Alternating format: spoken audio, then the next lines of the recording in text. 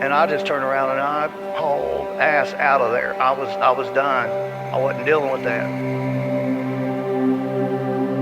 The hypocrisy of the cult is one of the things that turned me away the quickest. When I turned my headlights on, it turned and looked at us, and one of the things I remember the most were the eyes were glowing red.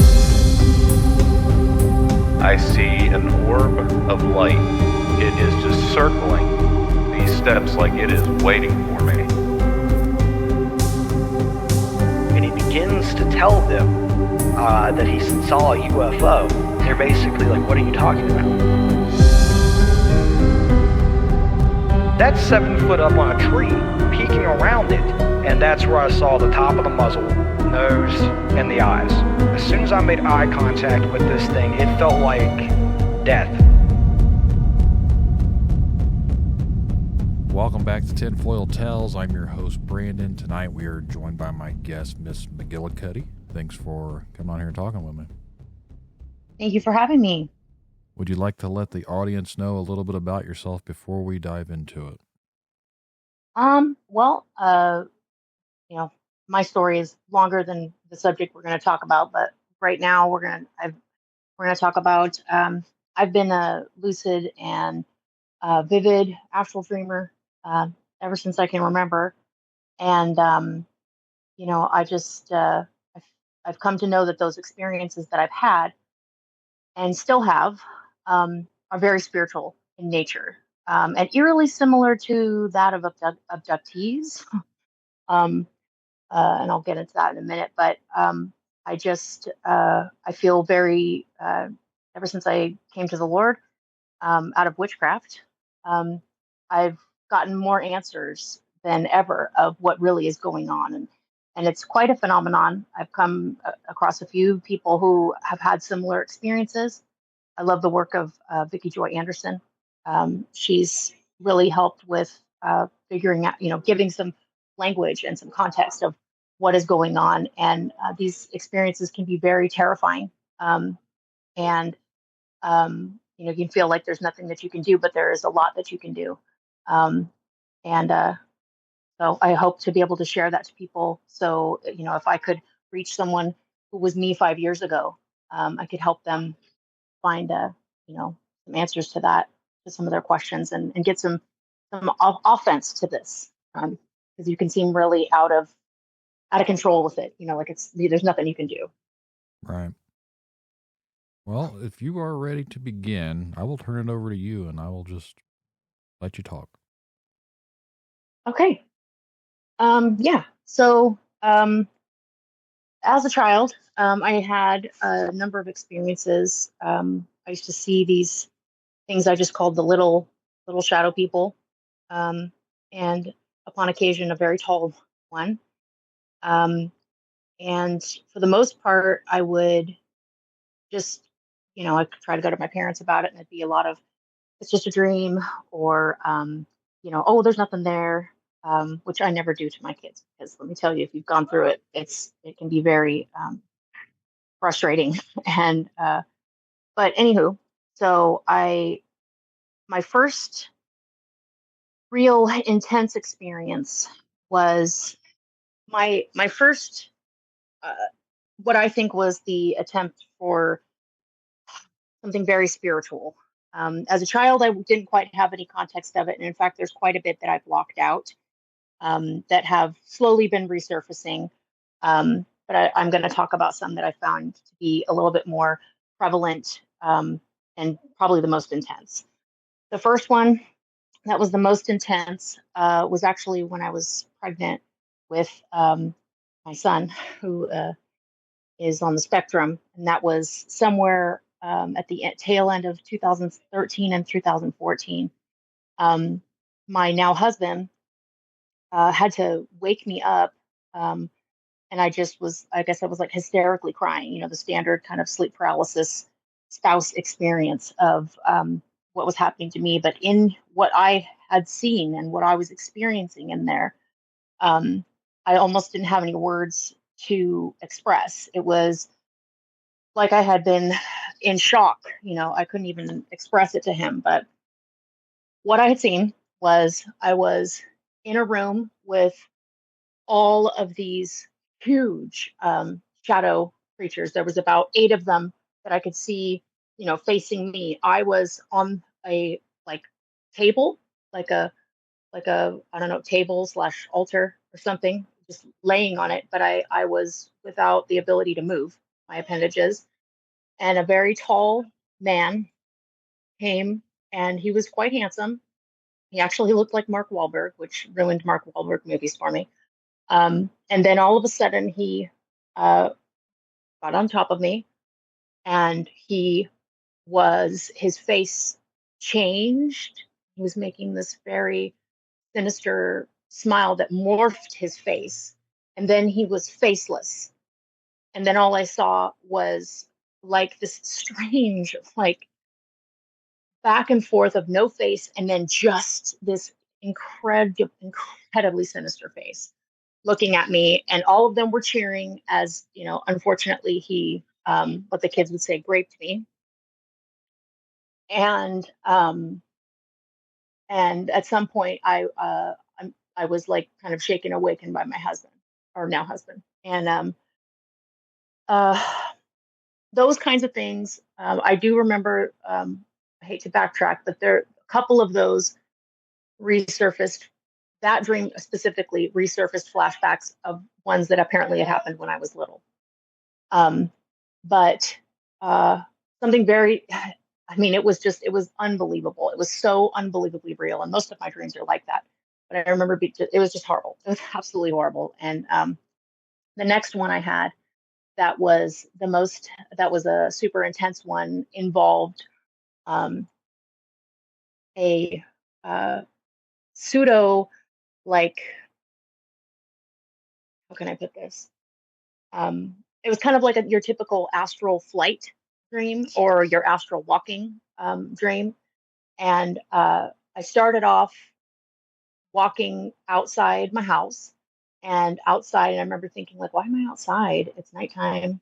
Because I'm very conscious and aware of what's going on. And as soon as the moment, like the conscious thought of I'm outside, why am I outside? As soon as I thought that, I was brutally attacked outside in this astral, and right outside my house. Nobody could hear me screaming. When it was another violent attack like that last one I just told you. Around 2001, I started trying. I was still heavily in the New Age, but I was getting more curious as to. I was looking into what these dreams were, what kind of spiritual components were in there, and I wasn't getting as much clarity as I would have liked. I was still very much believing in things like my ancestors and spirit guides and higher self, and I was, in fact, much of it was encouraged to be okay with this astral travel. Now, mind you, anytime it's happening at that point to me, something horribly violent would happen. And I stumbled upon the work of Michael S. Heiser, and he spoke of we have an unseen realm. He's since now passed away, but he went on. A lot of his works are apologetic, and I was familiar. I grew up in a Christian home, but so I was familiar with the concept of, not just familiar with the concept of the Bible, I was familiar with the Bible, but his ability to show me that this spiritual stuff that I'm experiencing existed in the Bible. And he had language and directions to point me in ways that would help. I felt guided, would help me to find answers and kind of understanding, as well as perhaps relief from this. Shortly before I fully gave myself over to the Lord, about a year later after this, I was still doing shortly before I had surrendered, I was still doing meditations, and I wasn't practicing in witchcraft. I mentioned earlier, I was a divination practitioner, tarot cards, pendulums, intuitive reads, things like that. I wasn't something I made money off of, but it was something I was really good at. I was also really fixated on automatic writing and channeling, which I found out through Heiser's work were gates, doorways, ways to amplify what was happening to me in my dream life, as well as amplifying these these gifts that I had, but perverting them, and leaving me quite open to something quite dangerous. Um, so shortly before I surrendered, I had stopped all of the witchcraft, but I was still practicing like breathing methods and meditations, and I had been feeling, for lack of a better term, like haunted by the constellation Orion. I know I sound like a lunatic, but um, I'm a very intelligent, smart person. But I can't tell you, I couldn't. There was nowhere I could go where I didn't see the the alignment of the Orion constellation. Everything from three dots would be exactly placed like the Giza pyramid, like the belt of Orion. I would see it everywhere. And so I was still a meditative person, and I decided, and it was actually to the point of haunting to where in my backyard or in my patio, at this time I was still a smoker. I was on my patio smoking a cigarette, and I would do this every evening, before I would go to bed or just to relax. And for at least 2 weeks straight, the Orion belt was literally, if I turned around, it was exactly in view from my house. After the first week, I got curious because it seemed like these stars were not moving. So I went on and got an app, those ones that allow you to see the constellations, where they are in the day and the night. You just kind of hold your phone or your tablet around, and it'll, show you wherever you're pointing at, what's out there. And the Orion belt was not there. It was supposed to be in a completely different place. But for another week, I saw this, and I had a bunch of pictures of it. But my phone got attacked, and I got black screen of death, and so all of the stuff on there was inaccessible. Otherwise, I would share those photos with you as well. But so I decided, since I was still meditating, I'm like, okay, I'm gonna meditate. I felt this guided information to meditate to who they want me to meditate to, these Orion constellations. So after everyone was asleep, I got up and I went in my living room and I opened the curtain to the patio sliding glass door, which faced the Orion, where I could clearly see it. And I, for whatever reason, was guided to lay down on the floor instead of in a meditative position, but facing it. So I did, and I laid there. And I was very quick into meditation. I could go very deeply. I was very practiced in this, and so I was just emptying myself like you're supposed to do. Which, by the way, very dangerous. I'm about to tell you why. So I'm laying there, breathing, relaxing, emptying, opening up to tell me what you guys want from me. What do you want me to know? The moment I get to, which is very quickly, that perfect state with my eyes closed, I could see completely as if now my eyes are closed. I know this sounds very tricky, but my eyes are closed, and I can see these shadow beings, no taller than perhaps the height of what we consider a gray. There are 7 of them, and they are slowly walking toward my body, toward my left leg, and they all reach down and touch like a hand up the length of my left leg. And as soon as they touch me, I feel like I'm being pressed into mud, but I'm just in my living room on the floor. But the sensation is intense. At this point, I just kept going with it. I thought they're going to tell me whatever this is, and then they'll leave me alone. They slowly progress, touching my body all the way up the left side, walking and touching, and then they all stand around my head.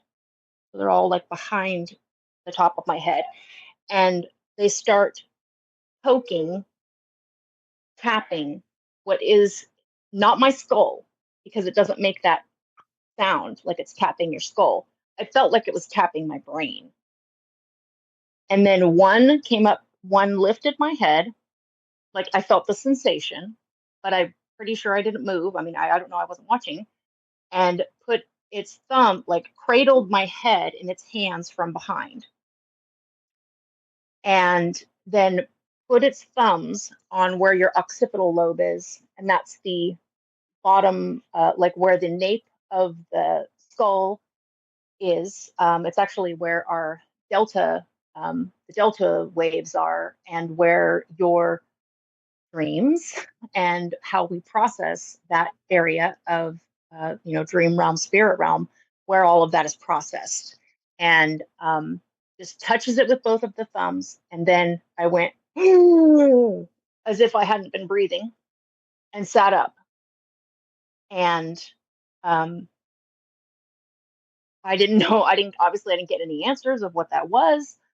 They didn't, whatever they wanted me to do. I'm going to tell you what happened there, because I took a nap one day, just late 2003. Took a nap. My son was at school, he's homeschooled now, but he was at school at the time. And I thought, oh, I'll just sit in this recliner chair and take a little nap. Um, Now, I fall asleep. And one experience that happens with people who have astral, they can have these uh, two things will go along with this vivid, lucid, and astral dreaming. You'll get what's called pulled astral, or voluntary astral, and that's where you willingly walk out of the body, or you get pulled out. And along with that, this isn't less common, but you may get what I get, which is called false awakenings. And that's where you'll be in the dream and you will think you're awake. And it's very different than astral. But you'll get up, and like in this instance, I got up about 5 times out of the chair, walked into the kitchen, poured more coffee, microwaved one at one point because I could feel the temperature was not warm enough, and then got like sucked back into my body. I'm back in the chair. Okay, whatever. I'm going to get up. This is ridiculous. I'm going to wake up now. And I also experienced, along with the pull back into the body, this other thing, which I should have brought up earlier.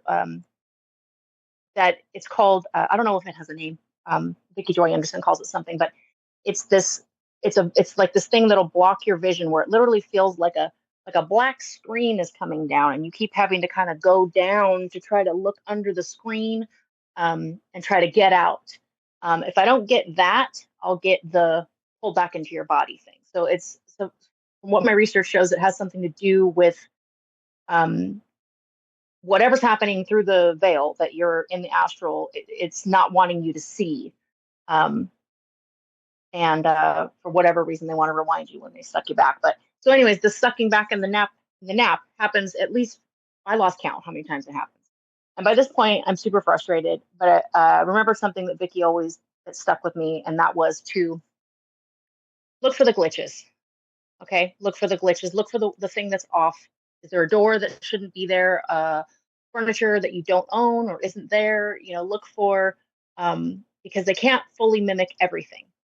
And so I do, and I look and I see, oh, okay, that door doesn't open that way.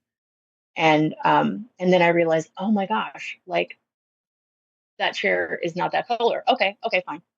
So I immediately am no longer. I just tell myself, okay, I'm not going to, like, God is with me. I'm not going to be afraid. And I had already surrendered by this point to the Lord. And as soon as I say in my mind, the thought goes through where I say, okay, all right, I'm on to you. Like, I'm onto it. I know what's up. Someone's going to try to come and do something crazy or mess with me. But I'm not going to be afraid because God's with me. The moment that happens, I have the sensation of my arms and my legs are in straps and I can't get up. And then I feel a hand, like what feels like hands on my head, like holding my head back. And I'm like, oh my gosh. Okay. All right. What's going on? And then I hear in my left ear, and it says, you asked for us to come. We're not leaving. but it was more like, ask for us to come. I'm not gonna leave. And immediately I just said, Lord, please, I know that you're with me. I pray that you'll be with me right now. Lord, please help me. And then I had a false awakening. And then immediately the straps are back again. And this time I hear the Lord tell me in my ear, he says, I'm here. It's okay. I'm here. It's all right. I'm here. And as soon as that happens, I get this sensation that two hand like as if someone was behind me and they put both of their hands over my mouth, and then I hear in my ear, try to pray now, because they've covered my mouth. And as soon as that happens, I feel the Lord tell me, I'm still here. I'm still here. And then I feel my left arm or my right arm release, like there's no strap on it. And he says, the Lord tells me, pull them out. I don't know what that means, but I immediately went to reach to my left knee and I start pulling this, like, it's not smoke, it's not liquid, but it's black and it's gooey and stretchy. And I pull it out of my knee, like all the sensations of as if something's coming out of me. And then as soon as it's out and you hear like this little kind of snappy sound, it goes like gone. And then the Lord says again, and I go and pull I put my hand in a fist and I'm able to grab something out of the front of my left hip. And I pull, same thing. I can literally feel like the stretchy grossness, same looking stuff, and it goes away.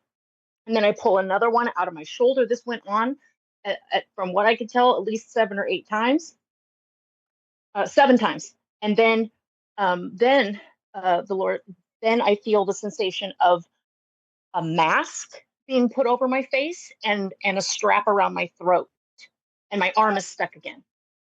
And then and I hear like this odd noise. I cannot for the life of me, I can hear it in my head, but I cannot like repeat it.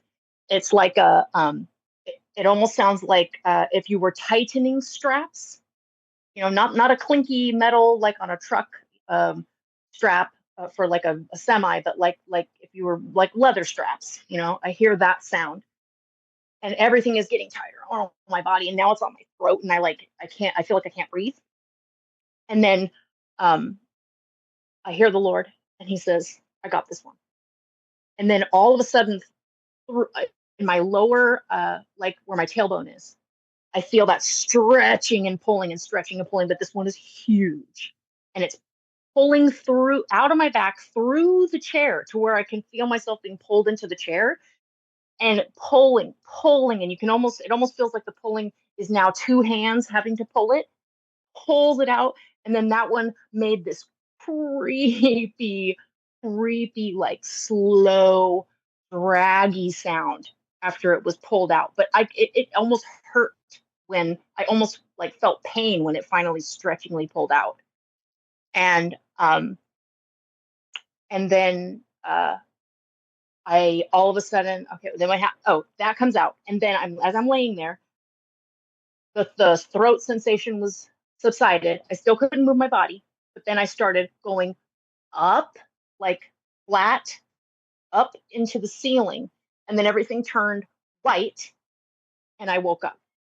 And my poor husband walks into the living room right as that happened, and I just have this like shocked look on my face. And mind you, he's supportive, but like he's never experienced anything like this, so it took me a minute to even realize I wasn't there anymore. I mean, it was that intense. I later on I had a dream, and I felt the Lord was explaining to me that this was those things being pulled out of me. Whatever I had invited in, the whole concept of like hitchhiker, why I definitely ward against, people need to think about what they're doing and the actual gravitas of what they're doing when they're doing this like CE5 psionic stuff. And I'm saying this because of what happened, that the Lord really showed me about what happened to me.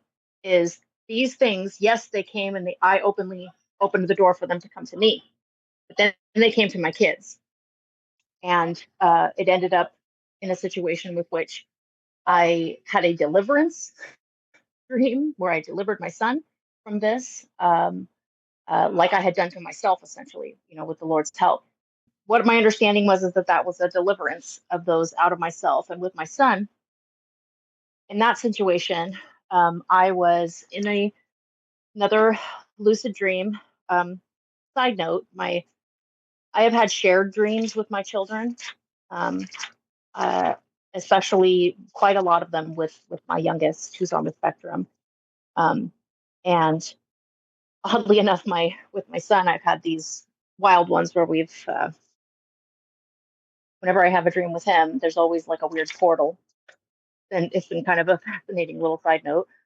Um, but in this one with him, we were in this house that had no doors on the inside. It had doorways into different rooms, but there was no exit out. We were walking around for a little bit, and um, I noticed that there weren't even windows. There were just rooms with no doors, and just a doorway. And the moment I was like, okay, well, I'm just thinking this in my mind. I need to get him out of here. I feel like something's coming. And that as soon as that happens, there are these two huge, huge black dogs, not like a Rottweiler, more like a wolf looking, but very like demonic looking. And they're behind me, but they're like in slow motion, and they can't. I'm holding my son's hand, and I'm just reminding myself, like I do, and have learned to not have fear. Period. Whenever this is happening, because a lot of these spirits and a lot of this stuff in this realm really enjoys when you're afraid. That's the whole point. There's a lot of Lucian energy grabbing that's involved, and a lot of you're more likely to make a contract with them or do what it is that they want. If you're either afraid, or there's even instances where you're uh, tricked or seduced, which is another thing we'll get into here in a second, like involving incubus, succubus type stuff, and what people do when they pleasure themselves. I got to see what those little demons look like, and it's horrible. So in this deliverance with my son, I see these dogs that are slowed down.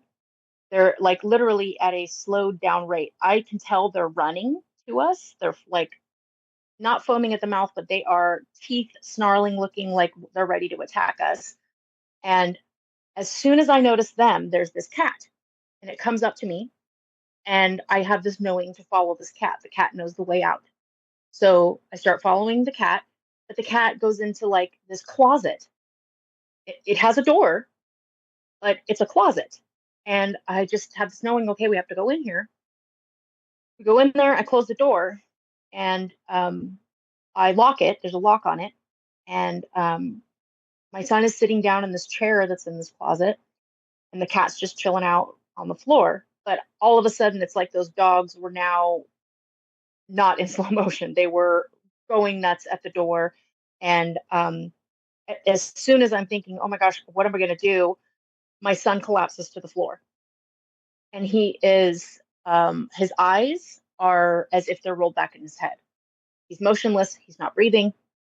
And I have this knowing that comes into my head that says, put him on your lap, and you need to pray on him right now.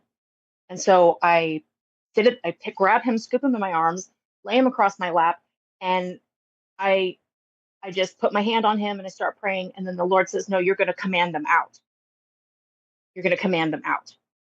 And I don't even remember what I said. It was nothing like an Exorcist movie, though. I wasn't. It was literally the simple words that I said, and I did it 3 times, and then all of a sudden, that same stuff that I pulled out of me came shooting up out of my son's mouth. It even came out his ears and his eyes and his nose, and just went away. And he went and was awake. And as soon as he took in a breath, a door, like a doorway, opened with light outside, and the cat goes out. And I just have my son in my arms, and we go out the door, and I wake up. And uh, yeah, that was insane. It weirded me out, but also was oddly very empowering because there was just this inner knowing that um, that these things, Vicky Joy Anderson goes over a lot of it. These things in the spirit, whether it's sent from the enemy, like the devil, darkness, or witches, or any kind of practitioner, or people that know and utilize these areas. We're very susceptible when we're asleep. The Bible speaks of it very often, people asking for protection while they're sleeping. And that is not because of animals that are going to come and eat them.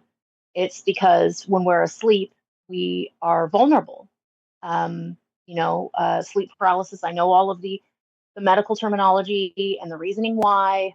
But there is so much to this that is by far more than just the biological state that happens in the mind and with the body to paralyze it so that it doesn't get up and move around.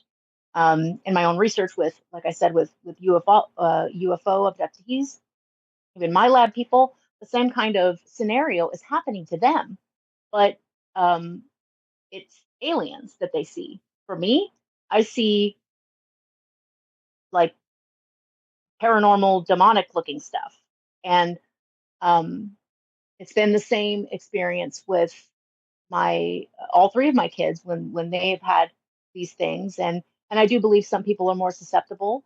I've done some studies with looking into a lot of like Gary Wayne's work, and Fritz Springmeier, and they understand like the bloodline stuff and people with gifts. But either way, you amplify these things when you have gates. I was a former alcoholic. I closed some gates with that. But the bloodline stuff involves contracts that can be made even in our dreams. And, like I did with the Orion thing, any kind of CE5 psionic type stuff can open gates for hitchhikers. Um, and I had no idea that my bloodline was already prone to this familiar spirit, which is how it's called. It's called hitchhiker effect in the paranormal of like ghosts and with ufology psionics. But for the most part, in the bloodline stuff, it's called familiar spirits, and even in the occult and New Age, they'll call it that.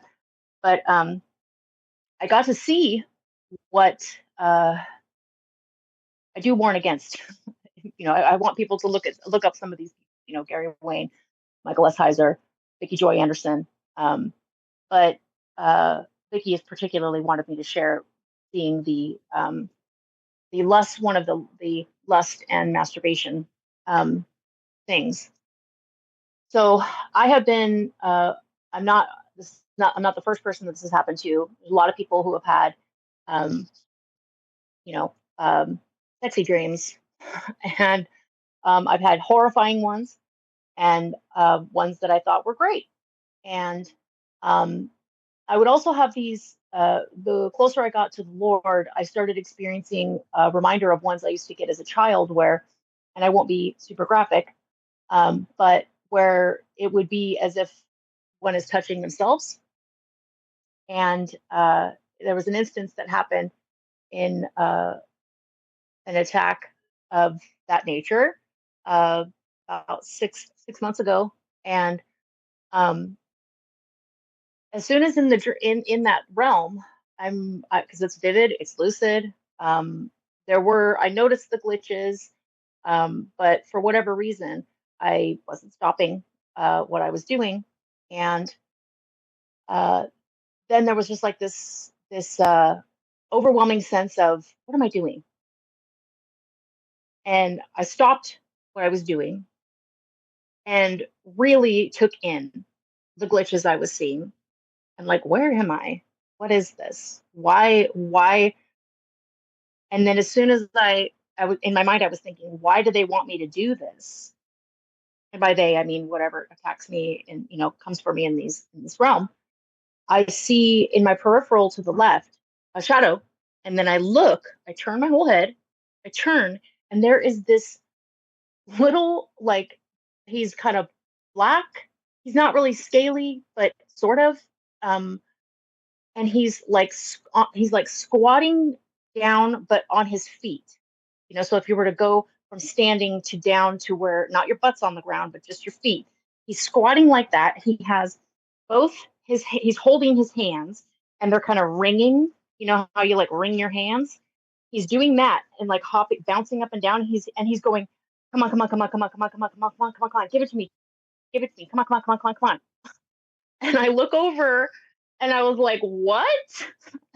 and and I was like, no, you're not gonna have it. And I woke up.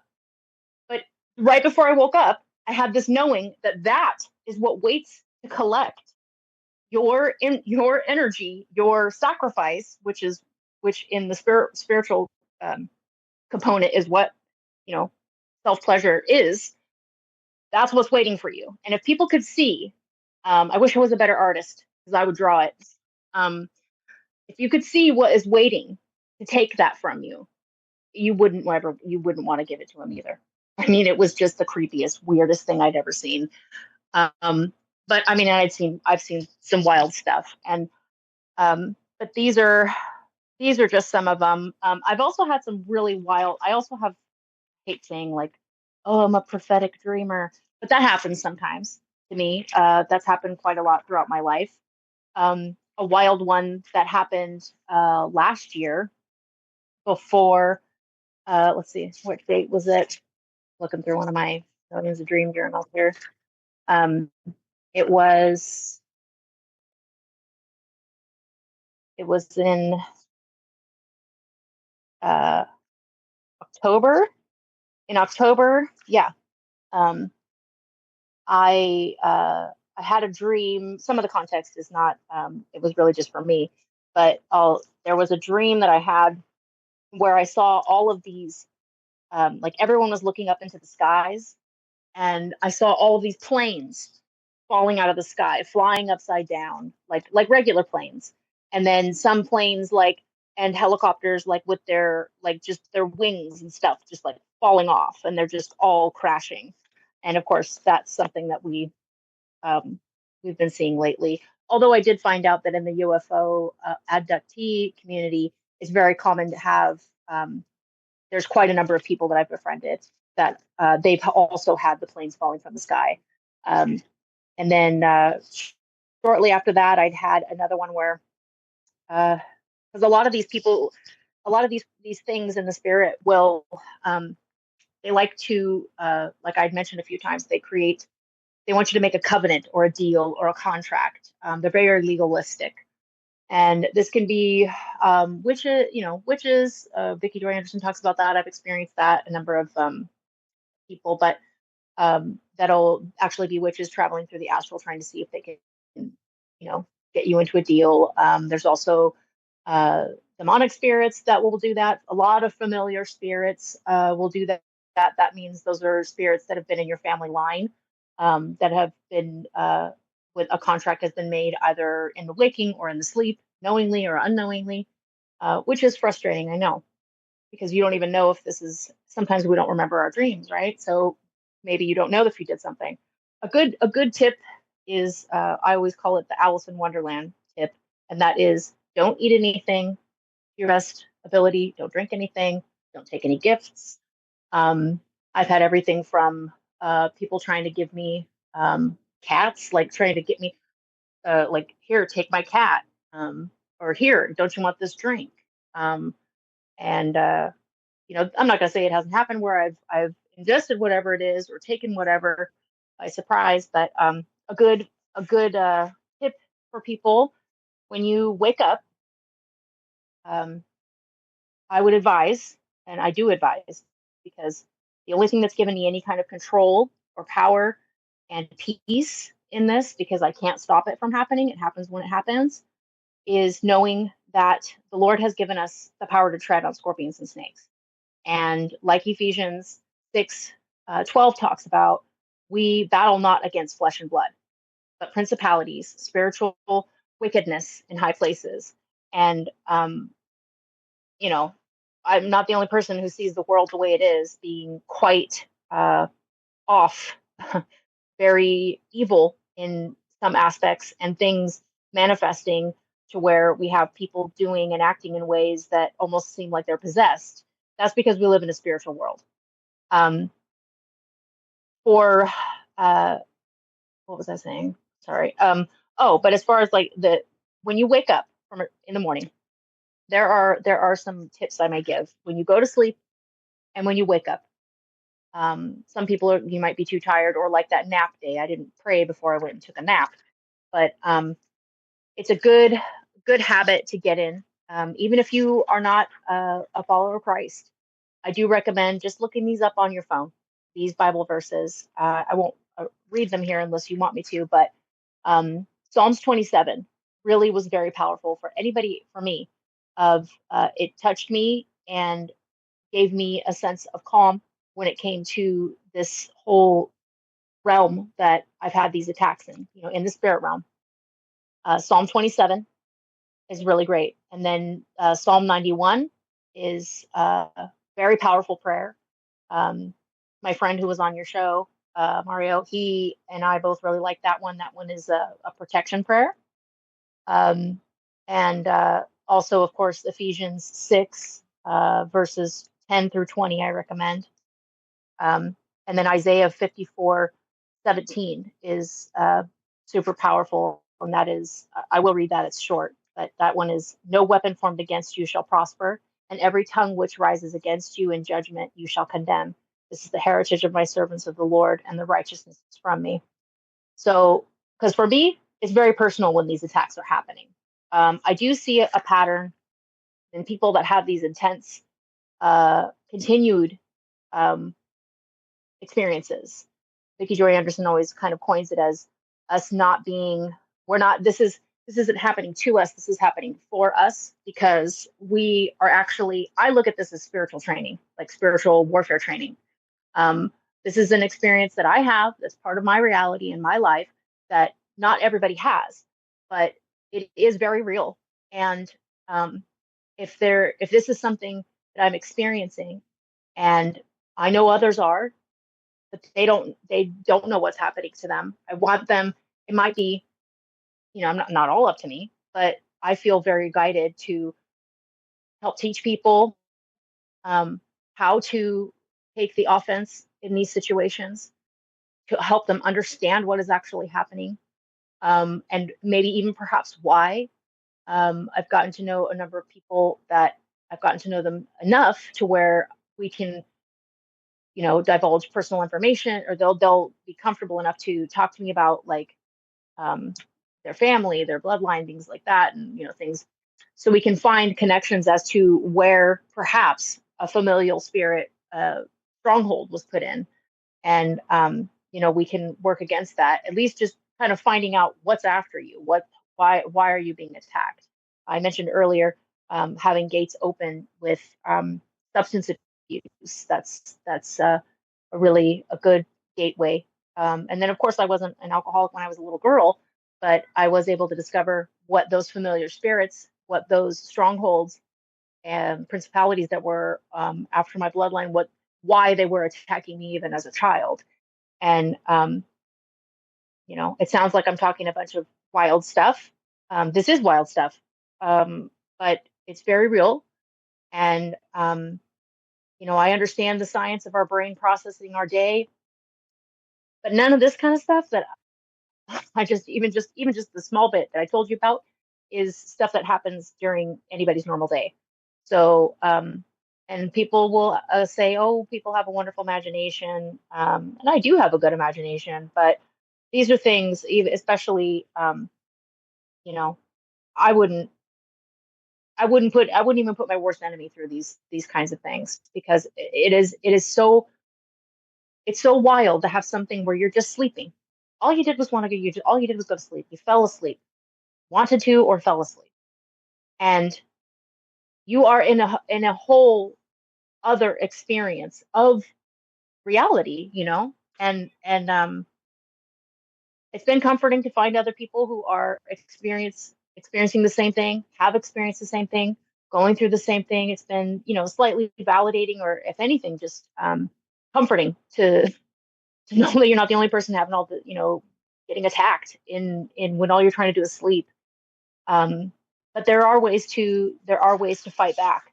And if this is happening to you and you're not quite sure of what to do, one thing for sure I recommend, maybe you're not into prayer, but if you wake up when we wake up in the morning, if you wake up, there's a reason you're alive.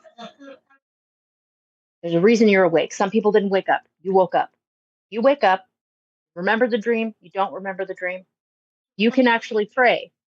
Pray. You can just say, Lord, Heavenly Father, I pray that you will, that you will break and cancel any contract, covenant, or deal or promise I may have made knowingly or unknowingly in the dream realm.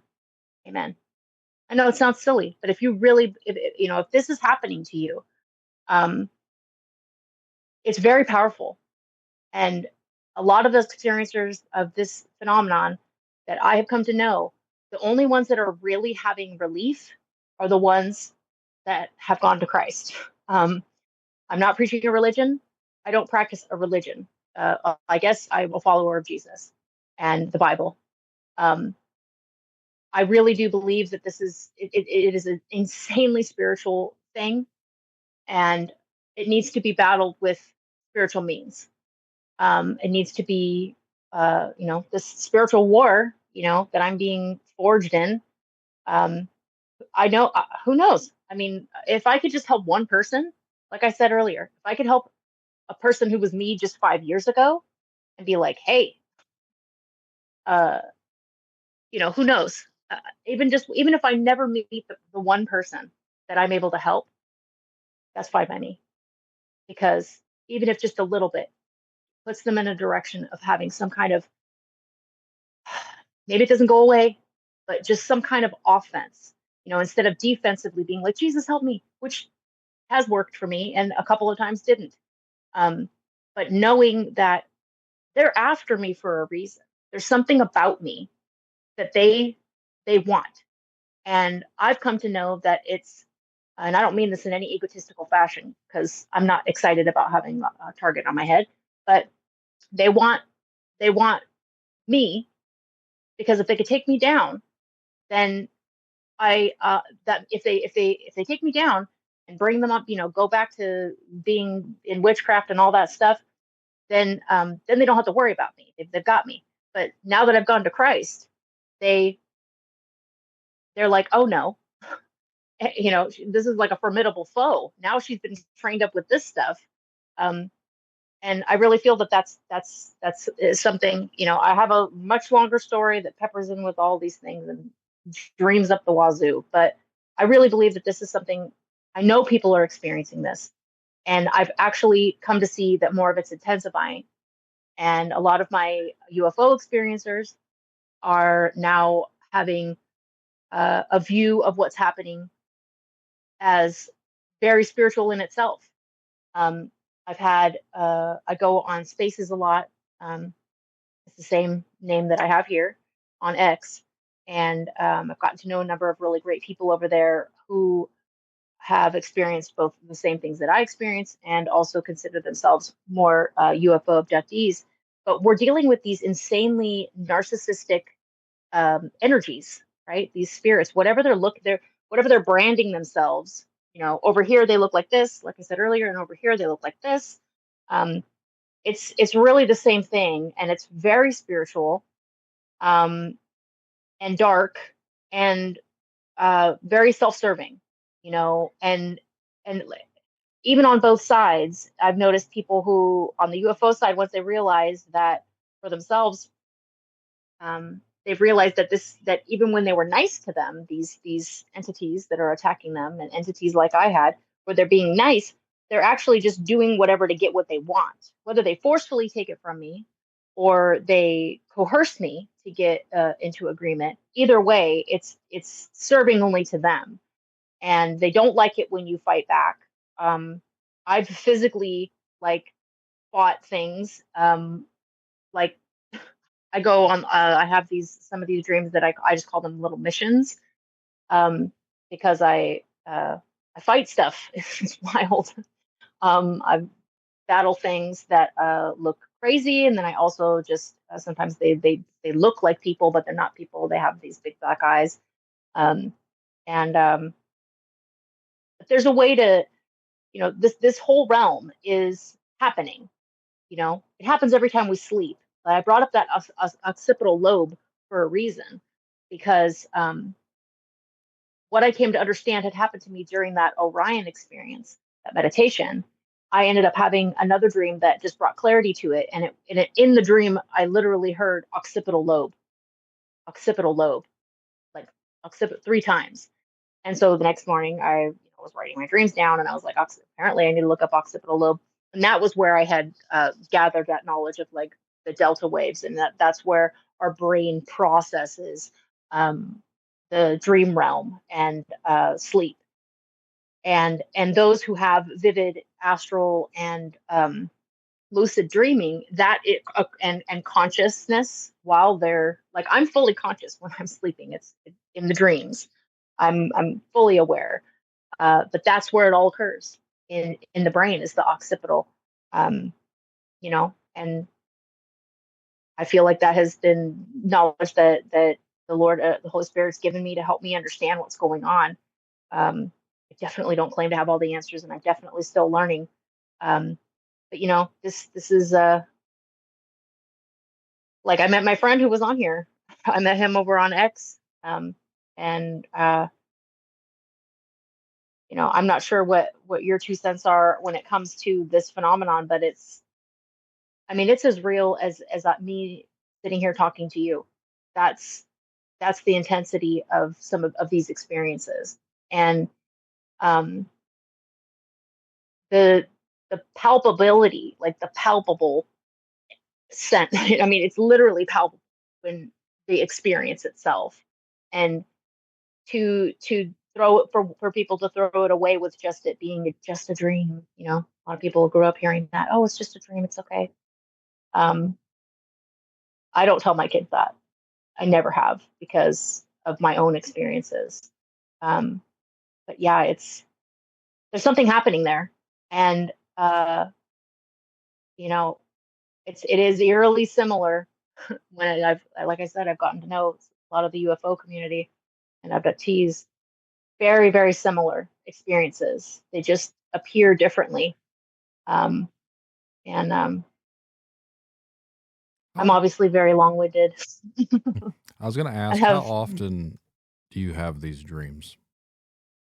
I have very vivid dreams, usually every night. I have actually been experiencing a lot of spiritual warfare. For those of you, those who know, they know, but it is the effects of the unseen realm. Um, I have, I kind of put a target on myself. I went over and um, got some, pulled up my bootstraps and thought, oh, I can do this. And so I went over on X and had talked in a bunch of spaces over there, and got kind of like spiritually attacked by people who were curious of, and I know this sounds weird, like to say this spiritually attacked, but it's real. I mean, just the fact that I had shared information, I'm not afraid of it. It's not fun, it's not comfortable, but these kinds of dreams will intensify. Recently, I've been having where I'm not remembering the dreams, and that's usually a sign for me, at least throughout my adult life. That's the sign that what I have language for now. It's a sign of um, uh, interception. There's something that it's either the Lord is either not wanting, doesn't want me to remember, or He's given me the information I need, or healing, or it's someone not wanting to, someone has come in and tried to do something to stop the dream, whether they've tried witchcraft or they've tried some sort of other thing. I'm not saying that I believe in that I am some sort of MyLabs person, or although some of my experiences from UFO people have said, wow, that's exactly the same thing. Maybe they're just showing them, like I said before.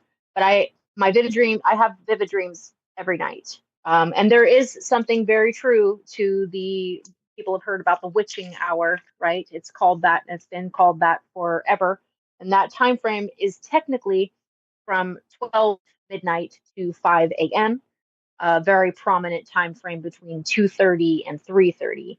Um, uh, that's typically, when I'm having a set of, by setup, I mean days in a row of super intense dreams, especially ones that have like these mission experiences, um, uh, like with the portal stuff and with where I'm fighting things. I haven't had any of the like the graping and the incubus succubus experiences. I haven't been having those for a while, which is great to be honest, because I've seen what those things look like. Um, but I have these. I guess I shouldn't say I don't have them anymore, because I do, but I'm much more offensive in the situation, and because I'm not as soon as I already know for me that I'm going to have a lucid vivid dream. It's going to be that way, short or long. However, the duration of the dream is not the point. The point that I make sure to make is that I don't have fear. And now that I've honed that, um, you know, there's I joke that they're more like little snake oil men, snake oil salesmen. They just want to try to get me to make any kind of little deal, whether they show up as Donald Trump or or like weird things like ladies throwing coins at me. All of these things are symbolic, and I don't recommend jumping into dream interpretation books to try to understand. Usually, if you write the dream down, just a little tip, write the dream down. Sometimes you'll get more out of writing it down than you do trying to figure out why some color was in your dream, or why these ladies were throwing coins at you, or why Donald Trump really wanted you to come watch his son get his hair cut. That happened to me. That was wild. And I was just like, yeah, whatever. Okay, go get your son's haircut. I'm not talking down or up. It was just the randomness. But I think the I'm trying not to have fear, because like I do not. I'm not a fan of the unbelievable horror of and not to be TMI, but in real life, I was raped, and um, you know, nobody wants to repeat that. Um, so if so far I have a knowing through the Holy Spirit that as long as I know that the spirit of fear comes from the enemy, it comes from the devil. He is the author of confusion and fear and lies. So any of that, I don't even have to have, because, like the Bible says, the Lord gives us a spirit of peace and of a sound mind, and seeks only to prosper you. So when I lean in on that, and know that anxiety, I don't have to have that. And on top of it, to be honest, I kind of enjoy the fact that it pisses them off that I don't give them the fear. Maybe it's just like a stubborn nature in myself, a resilient nature in myself from probably trauma. But I don't like giving it to him. I don't want to give that little creep, his masturbation energy. I don't want to give it to him. Like, screw that guy. And so I over answered that question. I apologize. No, you're fine. I was going to ask, so you've been experiencing this for a very long time. And Yes. you're obviously married, you have children. Mm-hmm. Does this have any sort of impact on that, like your family life? Or do you? It had. Oh, go ahead. I was say, or have you been able to? Because I know, like, sometimes when I talk with people, and I've been guilty of this myself,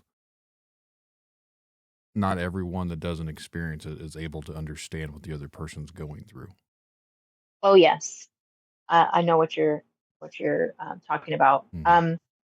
With my kids, I have twin older boys. They're young adults now, and my youngest is almost 11. But it my it's been they've all experienced it. My youngest, it's a little more difficult because of conveying because of the being on the spectrum. It also makes him slightly more of a target, from what my research has shown, that I've really looked into, and and the whole shared dream thing. But the impact with my older boys, and obviously with my youngest, I don't share the like details of things, but I use my discernment and mother's intuition to be able to talk to him and understand, and I pray over him. I pray for all my children, protection, in their sleep, in their dreams, and in their waking. The only hard part was, yes, it was very hard to talk to my husband about it for some time. And, uh, you know, I think the only other person I had told, uh, in at least in the adult portions of dreaming, my dad did tell me that he had experienced that growing up. Uh, and that of course ties into the familial line things that I was telling you about. But with my husband, my brother was the only other person as far as the adult stuff. And then the first time my now husband had experienced it was that I call it the Mark Wahlberg nightmare. Was that, and he physically, and a couple of times as a teenager, my parents had come in and like had to wake me up. Some of those dreams have been blocked out, for I'm not quite sure why, but they would wake me up because I would be making noises, or one time I believe I was crying, kind of like make crying already but still asleep, and then woke up and was crying. But when that first one happened, uh, I remember telling my husband, the first one with him, when that happened, I remember telling him like what I saw. And his first response was very common, which is just, it's okay, it's just a dream. And he was trying to comfort me. But I didn't have the language. And yes, I was afraid to say, hey, guess what, you're about to marry a lady who this happens to all the time. I was hesitant because yes, there for the most part, people, I think people experience this much more than they're willing to admit, because they don't want to be labeled as crazy, or, oh, you're making a whole lot out of nothing, or it's just a bad dream. There's a lot of these labeling, this label. I mean, you get labeled, you get pigeonholed, you get, you're making some big thing out of nothing. But it is something. I mean, the thing that my husband realized was the reaction of, like, especially that one where, the Mark Wahlberg one, and then the one where I had pulled all the stuff out of me, and he just saw my face. Like, his exact words was like, "Oh my gosh, like, are you okay? Like, you look like you're in shock." And I was like, I ended up sitting in the chair, like not moving, quiet, and that was the first time that my husband really, I bless his heart, but I really felt that it registered, that like something happens when that happens to me. Even though he's remembered there've been times where I'd made noises and he had to wake me up, or I'm like whimpering and whatnot, or crying like in that other one, and but he said that was the first time, and that was about a little over a year ago, almost 2 years ago, that he really grasped the fact that nobody reacts like that if they don't see something. Kind of like, what is his name, Hynek, the guy who went out and interviewed people who had abductions and UFO sightings. Right. It was their testimony, their delivery of it, that was, he was able to weed out the ones that seemed like they were just trying to hop along the wagon, like get along and be a part of something or be special, and they were lying. You could tell the difference between when someone is telling you a terrifying, an experience that they uh, and when they're not. And that was the first time that my husband was really like, okay, something is happening. And and it it's hard, and I know it's hard enough to go through it, but it is hard to be someone who isn't an experiencer or having any of this kind of stuff to be even sympathetic. I mean, you can see the fear, um, but yeah, that was the first time that he really was like, whoa, because I was now here I am, I'm sober for over 3 years, and I'm not into the witchcraft stuff anymore, and so I'm essentially of more sound mind than before, and to see his reaction of my reaction, um, in its own way. I hate to say it, this sounds maybe it sounds sad, but it was like the first time feeling a little validated about it. Not that I was never comforted, and he knows this. He knows this. Not that I was never comforted, but yeah, I know what it's like to have someone who just doesn't know because they just don't know, not understand and be really close to you. Now he's much more supportive about it. He knows. Occasionally, I'll tell him, like a really a mission dream, or I remember him being super tripped out about the planes, remembering the plane dream, and then and also the one that had the giant balls in the sky with these things that looked like giant mosquitoes, which was very strange because it was very eerie to the orbs and the Jersey drone stuff. I turned out I'm not the only other person that had those little kind of foresights or whatever. But he occasionally he'll get blown away with some of those kind of pseudo premonition ones, um, and yeah. I think for a lot of people, it's the struggle of accepting the, I don't want to say unbelievable, but that's kind of what it sounds like to some people is Yeah. when you hear these types of stories and you hear these types of events that happen with people, it's hard for others to understand it because they've never experienced it. And without experiencing anything like that, I don't think they're capable of really comprehending that sort of Yeah. reality. And I think that is totally understandable. Um, and I know about that hurdle personally, and I know that I'm not alone with that hurdle. And but ultimately, I just take that and I have grace with it, right? Like, I understand that there's going to be people that aren't going to understand, and this isn't something I just go up to random people and talk about. I don't hide it, but I don't. I pick and choose the scenarios in which I'm going to divulge information. Right. But ultimately, I just have grace for that because I understand. Just like I wouldn't understand. I don't understand what it's like to not dream like this, right? Like, I don't understand. Uh, I've never experienced that, so um, and I don't consider myself like some special person, or some freak in nature, which was what I thought I was previously. But I think ultimately, for those who haven't experienced it, I think it's kind of a worldwide thing.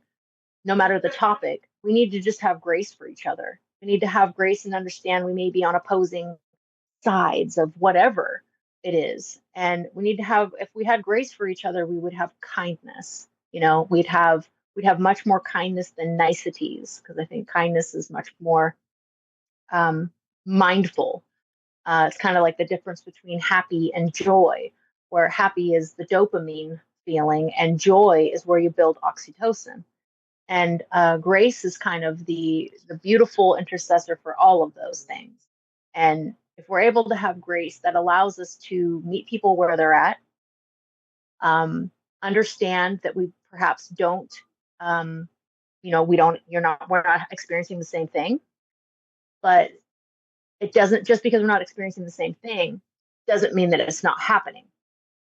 And very much, I bring up the even paranormal itself, which could be everything from ghosts to cryptids to my experiences to UFO experiences.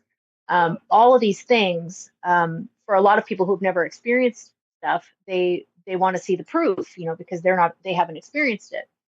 And it's hard because a lot of these things are very spiritual, and they're very consciously aware of you being conscious of them. Um, I have I don't know how much time you have, but I've had my own experiences where as soon as I'm about to take, and only one time was it even witnessed with me. As soon as I'm about to take a picture of this weird egg thing that's up in the sky, this was in 2022, while we're driving on the freeway, my mother-in-law and I, as soon as I'm thinking in my mind, my hand is in the front pocket of my hoodie to pull out my phone to take a picture, it's gone. And it was flying like above us. And I ended up seeing that two more times. Oddly enough, it was out where I was doing my outpatient recovery. Um, Whatever it was trying to come check me out. And I was only able to capture one photograph of it. The video thing didn't turn out. You couldn't tell what it was, but it wasn't a drone. It was a weird egg thing. And my husband and my mother-in-law are corroborators of that. And like I said, that's a similar thing. All they can do is corroborate and say that they were there. But I'm always drawn back to, for those who haven't experienced and they're having a hard time swallowing whatever the pill it is that they're faced with, just whether you believe in UFOs or not, go and research Dr. Hynek. Go research him. The only reason why I say that is because here was a guy who was not a believer, and this UFO, but he was not a believer. But he was a man of science, so he was ready to test the data, right? And the data in this scenario was to go and talk to these witnesses and experiencers. And his completely scientific, very black and white data approach was able to kind of give a lot of weight and proof to experiencers who didn't have the quote photograph or couldn't, shoot, if you could, I'm sure someone somewhere has the technology to pull out the dreams and let you guys watch what I'm seeing, experience what I'm experiencing somewhere, who knows. But he was able to come out and really give a voice to people who were telling what they saw. They were telling what they experienced. And so like I said, if anything, I absolutely understand. But if we can at least just have grace with each other and in all walks of life, we might get closer to the ability to even be, empathetic, sympathetic, or even just say, okay, that happened to that person.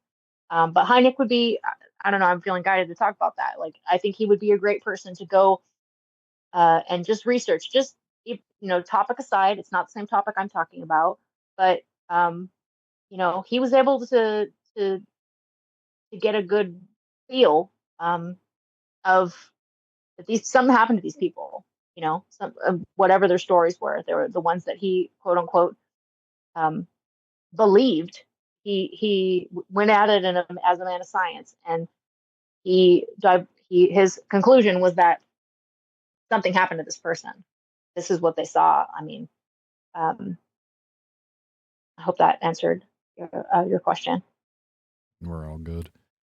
Is there anything else you would like to discuss before we wrap this up? We've been going on for a little over an hour now.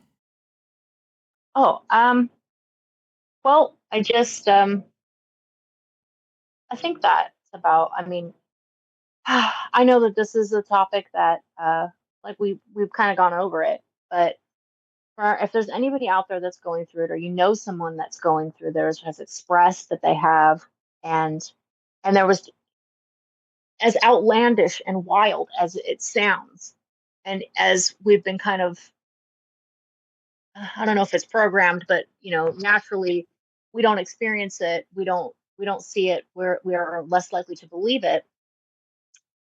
Um, at least just try to have grace, because if you're a parent or you've ever seen a little child be terrified of a nightmare, um, the worst thing you could do is, and God forbid this ever happens, but is, tell the kid to shut up and, don't, shut up and go to bed, if they're terrified. But the first inkling in most people is naturally to console, to be there, emotionally supportive, right, of the child who's terrified. And this happened. This, I guess, newsflash, this happens to adults. Not everybody's comfortable with affection, and not everybody uh, wants to be coddled or whatever. Not what I'm saying, but have some compassion, have a little bit of grace, because you I know for me, when like I said, I didn't even want to I was scared to tell my husband, like, this stuff happens to me, because I was just going to be that weirdo, and by the grace of God, it opened up, and he was able to really, you know, see that. And he was very much a non-believer, very much a, prove it to me, even with all the stuff that's happening in the world today. Um, but have grace for each other. And honestly, how are we able to prove that we're having this happen in the dream world? Like I said, we can't play that dream out for you, but for anyone who is experiencing it, I do advise, to the best of your ability. Maybe you're not big into writing on journal. I do recommend that, because science has proven that it's not only cathartic, therapeutic, but writing it down, the pen to paper, is very good for, even because for me, I mean, a lot of the stuff was really traumatizing. And so for trauma and for any healing therapy, they'll recommend, journaling. So, write it down if you can. If you can't, it's middle of the night, but you don't want to forget the dream. Most people have one of those voice recording apps on their phone. Just do it real quickly. I do that, and that's been helpful. And then later I'll go and write it in my journal. But I do advise checking out Vicki Joy Anderson. She's a dear friend of mine. If you're experiencing this stuff, she is a lifetime experiencer, and she is also a follower of Jesus. I know a lot of people will, maybe don't get deterred by that, because I promise you, um, there's a lot of wisdom involved that comes along with this, and with the knowledge that I got from her.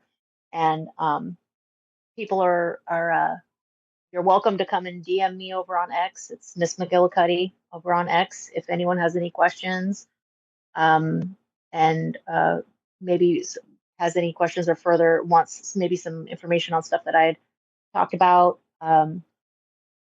Maybe point them in the right direction, or I'm not like some sort of dream interpreter, but I do feel guided to help people that are going through this, and especially as a parent, and knowing that I know, we're coming up on all this the CE5 psionic stuff.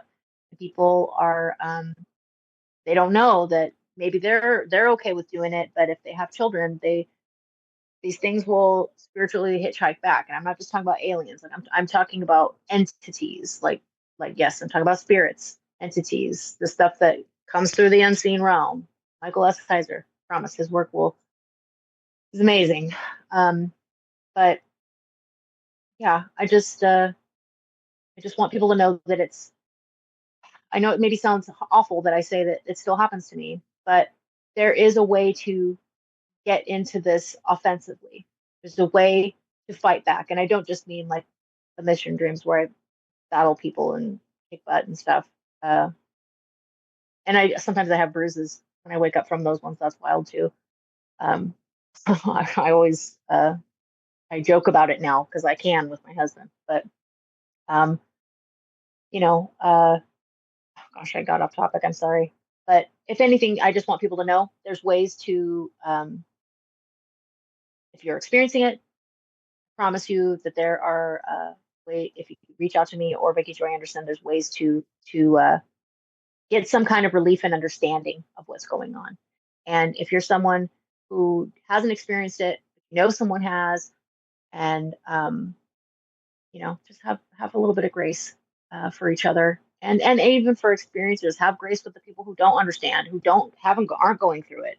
Um, you know, because I think everything in the woo woo paranormal realm, um, a lot of people are seeking these experiences, and when you don't have the experience, it can be extremely hard to believe. You know, um, but understand, uh, the weird is out there. The It's there, there. Um, that's why this podcast is here, right? Right. I definitely appreciate you coming on here tonight and sharing all that with us. And I hope everyone out there listening takes away from what it is you were sharing and actually thinks about it, because I know a lot of people that listen, and this is where I struggle. I do the show because I want to give people a chance to speak and share it is what they experience. And I have to accept that sometimes the show is more entertainment for other people. And that's not why Yeah. I made the show, but for the last 3 years, I've had to accept that, you know what, I am in the entertainment business because I'm giving something to people to listen to and it keeps them entertained. So that's a hard pill that I've had to accept, but I hope anyone listening understands, like, where we find it entertaining, it's not necessarily entertainment for other people to go through it. Yeah, I hear you. I thank you for that. Mhm. And it's I get it, right? Like I mean, shoot, I kept quiet about it for a long time because I didn't I figured I would be the freak show, right? That's how everyone Or the is afraid to come and forward that's with. yeah, and you know what? Like by the grace of God, I don't let that. I have an understanding that the entertainment quality will be there, and that there are going to be plenty of people who are like, this lady's full of she's full of baloney. Like I got it. Um, and I just like I that's why I mentioned trying to have grace. Like for if anything, it's not just about having a thick skin. Like I look at I just really try to approach it as having grace. And I say I shouldn't discount the fact that I have some thick skin from this because, I've gotten into a number of like stuff over on X spaces with people who really just want me to be full of crap. And I consider myself a well-spoken person, and I can't say that it doesn't hurt, but I'm able to, if people are going to want to listen and they're going to want to understand, and they're going to try to understand. If they don't, and they just want to be, maybe they're even the worst spectrum. They don't want to understand. They don't care. They think everybody's lying, and blah blah blah blah blah, and maybe they're even bitter because it hasn't happened to them.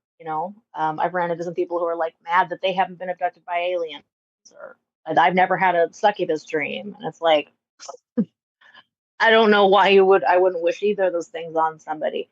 But yeah, I mean, I absolutely, I respect and thank you so much for allowing this, to have people to come on and tell their stories. And um, whether people view it for entertainment or not, I don't care.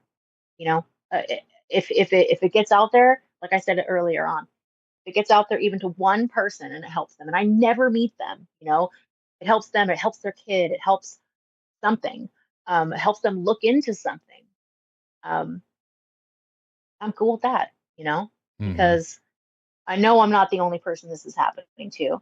And a lot of people don't have the language for it because it either is too woo woo, too unheard of, or in some cases, like, they won't like the fact that the truth is that it's very spiritual. You know, they don't want to touch that. Maybe they're either super secular or whatever the case is. They're uncomfortable. But the truth is, if you're sick, if your child was sick, you would go find out what's wrong, and you would go find a way to heal that. So I don't know. I guess I'm still, yes, I'll never stop pitching the fact that this is spiritual and that it exists. But that there are ways to take the reins in your hands. It doesn't have to be as terrifying. You don't have to be as fearful. There are ways to alleviate and to strengthen what I believe is a gift. It's a gift to see what we can't see when we're awake and we're, masturbating, right? It's a way for us to be to see what's there when you get creeped out in a place with your kid, and you're creeped out because there's actually some creepy demon dogs that are energetically following you.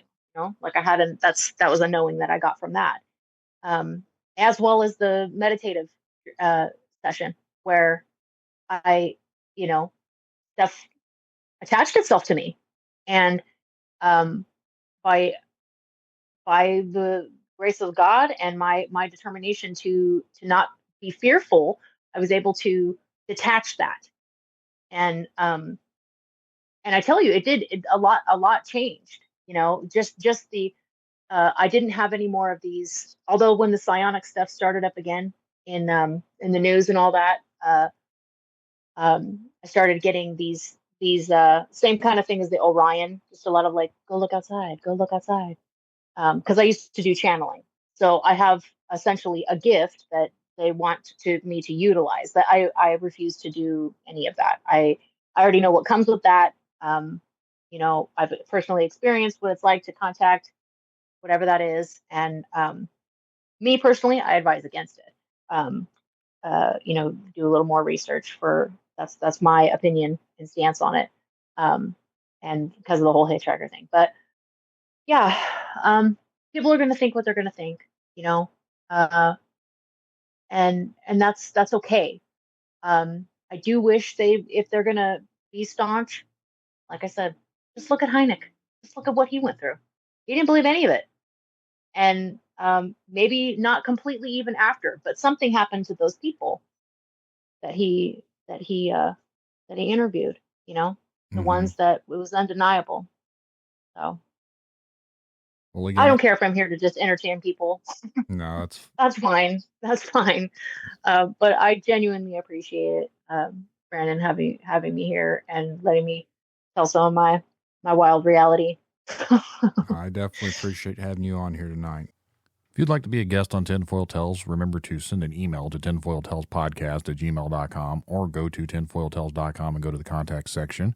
Make sure to follow me around on all the social medias. And just remember, truth comes at a cost. Are you willing to pay the price? I heard a story late last night about something lurking along the wood line. Huge footprints, strange lights in the sky. They claim it's nothing, but I know they lie. It's easier to laugh in my face, but something about this makes me say, what if it's real? What if they knew? What if the answers are coming from you? Spinning stories, wasting my time, hearing voices, is it all in their minds? They can call me crazy, but I just want some proof. What if it's true? What if it's real? What if it's true? What if the world's not what we knew? Tinfoil tales pulling me in, a story that starts where the logic ends. What if it's real? What if it's true? The answers are waiting, they're waiting for you. They see a dog man walking, or maybe a mothman flies above the buried giants, hidden beneath the lies. They say it's just stories, it's all make-believe. Fairy tales for the things we can't perceive. They want to keep us blinded, they want to break our will. But I'm not buying it, I'm not swallowing another pill. Force-fed poison, the lies we're made to believe. What if the truth could set us free. Alien signals traveling through time, secret space programs erasing their minds. They call them crazy, but I just need some proof. What if it's true? What if it's real? What if it's true? What if the world's not what we knew? Tinfoil Tales pulling me in, a story that starts where the logic ends. What if it's real? What if it's true? The answers are waiting, they're waiting for you. They laugh, they lie, we all could die, but the signs are there if you open your eyes. Aliens, cryptids, demons, ghosts, the Nephilim too. What if it's me? Or what if it's real? What if it's real? What if it's true? What if the world's not what we knew? Tinfoil Tales pulling me in, a story that starts where the logic ends. What if it's real? What if it's true? The answers are waiting, they're waiting for you. It's all in our heads, it's all in our minds. These voices can't be silenced, the truth must rise. Tinfoil Tales, it's pulling me through. What if it's real? What if it's true?